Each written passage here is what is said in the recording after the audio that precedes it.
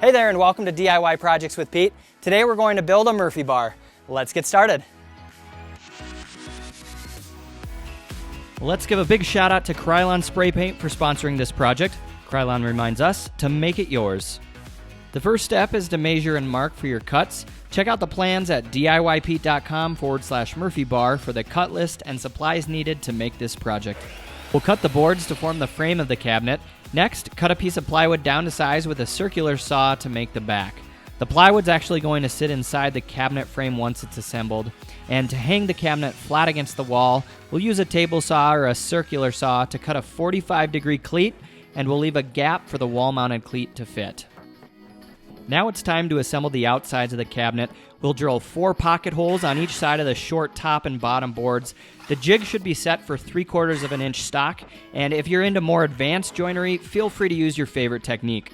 While you have the pocket hole jig out, go ahead and put pocket holes on each end of the 45-degree cleat.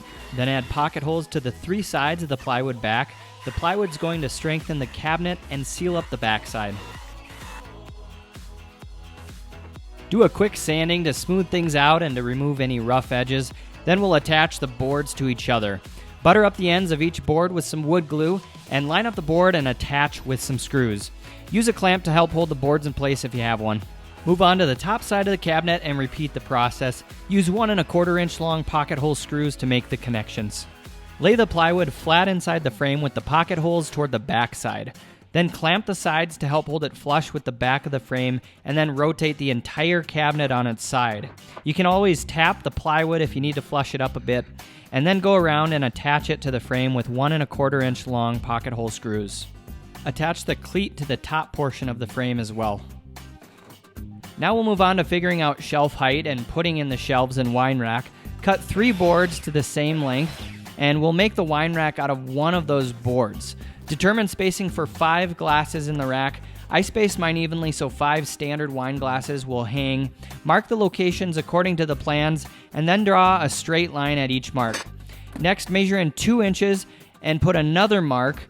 Use a little drill bit to create a small hole at each mark, and then go back with a larger 3/8 inch drill bit to form the rounded back portion of that wine glass slot. Use a speed square to draw lines on the outside edge of each hole, and lastly, use a jigsaw to cut on the lines to create each slot. Take your time and try to get a nice straight cut for each slot. Do a quick sanding and then test fit each of the slots to make sure they're wide enough for the stem of each of your glasses. Each of the shelves will be connected to the outside frame at the ends of the boards with screws. Drill pocket holes as needed, and then decide on the placement for those shelves. I made sure some of the tallest bottles would be able to fit on the lower shelf, and that some of the more mid-sized bottles and glasses would be able to fit on the middle shelf. Secure each shelf in place when you're ready, and always double check to make sure everything is square, and use a set of clamps if you have one. Now the shelves are each 5 1/2 inches deep, so you'll have plenty of space to store glasses, bottles, cutting boards, and all kinds of other barbecue and bar supplies. This will complete the cabinet portion of the project, so we'll move on to the table portion and the front face of the cabinet. Start by cutting the boards down in length on a miter saw. Drill pocket holes on the ends of the short horizontal boards. The vertical boards are 1x8s, and the horizontal pieces are actually from a 1x10 board. You're going to want to do your best to find as straight a boards as possible that don't have much warping to them. I actually had to dig through a lot of boards before I found some decent ones. Next, add a frame around the underside of the tabletop. The 2 vertical boards are ripped down in width, and you'll want to glue the boards and then use nails to fasten them in place. Once this is all done, go ahead and build the legs. The horizontal pieces were cut to a custom width on the table saw. Place the boards about 1/4 inch in from each end, square things up, and then attach each of the legs to the centerpieces. Attach hinges to the top side of each leg, pre-drill, and then use screws to connect them. Fasten the other side of the hinge to the outer frame, and once this is done, we'll install the locking hinge supports, which will keep the legs at 90-degree angles when used. This is honestly the trickiest part of the project in my opinion. It takes a little finesse to get those supports just right, and honestly a speed square helps out with the process a lot, and I think if you orientate them similar to how I did, you'll be just fine.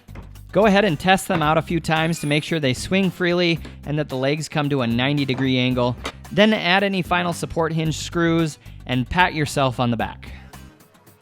Sand the tabletop, and you may need to sand a bit more at the joints to level out slightly uneven boards.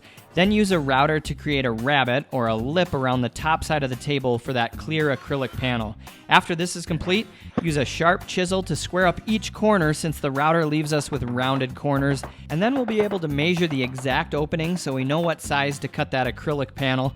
I used the table saw to cut the panel to size and then gave it a quick test fit to make sure it fit properly. I filled the nail holes with a little bit of wood putty, and then I added an angle bracket to each lower corner of the cabinet to increase its strength. Here's showing me adding a spacer and a cleat to the back, as I decided I wanted to keep it about 3/4 of an inch away from the house in case the siding was uneven, and in case I wanted to run the LED light wires behind the cabinet to hide them at some point. Lastly, sand the furniture prior to getting ready to paint. Now we're going to finish today's project with a good outdoor paint that's super easy to apply. I like to use Krylon's Outdoor Decor paint. It comes in a bunch of different colors. Now for today's project, we'll use Rainwater Satin paint, which is basically a light blue, and then we'll highlight some of the areas with white cloud. Both nice colors. I think they're going to complement each other well. And I like it because it's super easy to apply. It dries really quickly. In fact, it's rain ready in just an hour. It's fade resistant, and it doesn't crack or peel. So all good things. I've been really happy with how it's turned out on my other projects. And just make sure you always read the instructions on the back of the can before you get started, and make sure you're in a well-ventilated area. All right, let's go ahead and get started. We'll wipe down the surfaces with a damp rag to remove dust and debris. Thoroughly shake the can and then start painting. It was pretty windy outside, so I covered the spraying area in my garage with plastic and then had the garage door wide open. I used about 2 to 3 cans of each color and did 3 coats to get a nice even finish. I did the inside of the cabinet and the legs with satin white cloud, and did the side of the cabinet and tabletop with the satin rainwater. Now here's a look at the second coat going on the tabletop. Each additional coat really starts to even out the paint and look nice. One thing I really like about the paint is that it has a spray anyway tip, so the paint still works well no matter how the can is angled, and it sprays evenly upside down too. The last coat went on quickly and gave the project a nice finish. The Krylon Outdoor Decor spray paint comes in a variety of different colors, so find the best fit for your project. After the paint had time to cure, I ran a bead of epoxy around the ledge and then put the acrylic panel into place. Attach a hinge to the top side of the table on each side, place it about an inch in, and pre-drill and then use some short screws to connect it. Then place the tabletop on the cabinet frame to square it up and attach the other side of the hinge to the underside of the cabinet. Next, reinstall the hardware that we removed prior to painting, and then we'll attach the hinges for each of the legs. Then put each of the supports back into place and use the same holes to line everything up to make this process go quickly. Attach a latch on the top side of the cabinet to secure the table when it's in its up position. I added a bar handle toward the top and then got ready to put the Murphy bar in place. Hanging it was super easy. I measured the height of the table to ensure the legs would sit flush with the floor. Then I attached the cleat to the siding with a few wood screws. Once in place, lift the Murphy bar and the cleat system will hold it up. I like to use an additional screw toward the top and toward the bottom to secure it even more. And that's all there is to it. Go ahead and accessorize your new Murphy bar with a bottle opener, LED lights, hooks, and whatever else you want. Lastly, get that cabinet stocked up with everything you'll need for the next gathering and put it to good use.